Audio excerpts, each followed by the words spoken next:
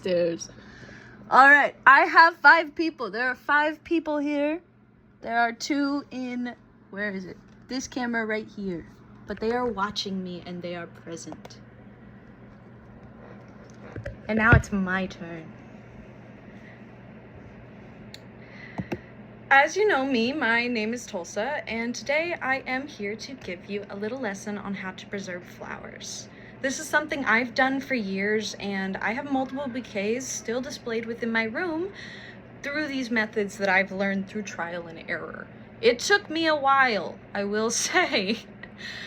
I had molted flowers, I had rotting flowers. I had to get rid of a lot of bugs in my closet at one point.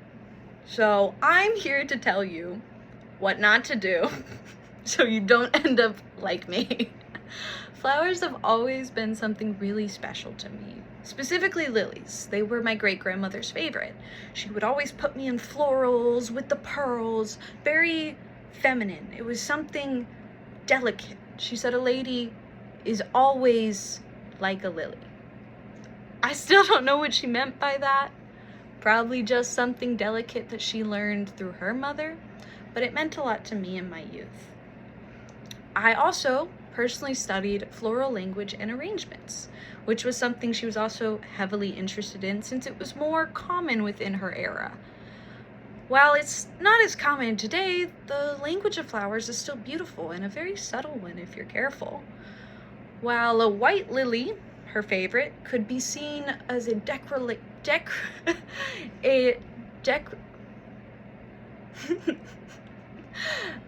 saying that you truly and purely love somebody, a white rose, on the other hand, would be rejection.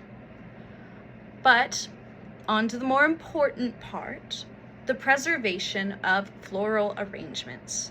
There are many ways to do this. I am simply teaching you one of many ways that is the most common and probably the most user-friendly and cheapest, because sometimes it gets really expensive. If the flowers are wet, this is like the big thing. If the flowers are wet at any time within this process, it is completely ruined.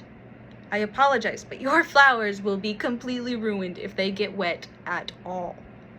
Of course, they were in a vase at one point, most likely, so just pat them dry before you hang them up. With your flowers, you're going to hang them upside down using this. This is a pre-dried floral arrangement that I will show better in a bit, but this is one I got about a year ago. So what you're going to do is, you see I have string tied around it. You're going to take a piece of string, it could be a hair tie, ribbon, anything within that category.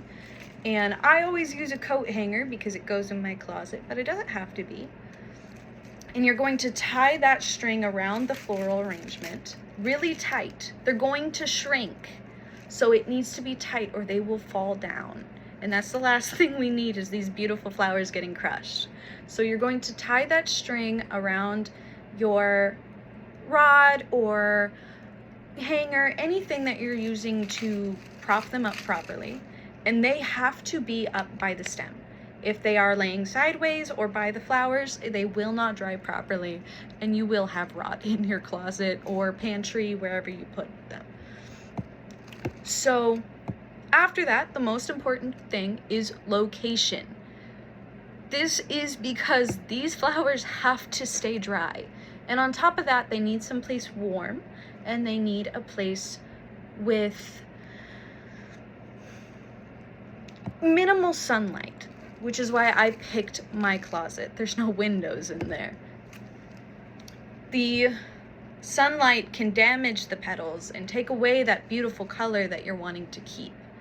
Now, as they dry, they will lose a bit of color, but depending on the flower and its size, it should remain most of its colors.